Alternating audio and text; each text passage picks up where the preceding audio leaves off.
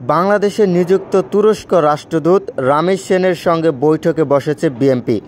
বৈঠকে বিএনপির প্রতিনিধি দলের নেতৃত্বে রয়েছে দলের মহাসচিব মির্জা ফখরুল ইসলাম আলমগীর। রবিবার বিকেল ৪টায় রাজধানীর গুলশানে বিএনপির চেয়ারপারসনের কার্যালয়ে বৈঠক শুরু হয়। বিষয়টি জানিয়েছে বিএনপির মিডিয়া সেলের সদস্য সাইরুল কবির খান।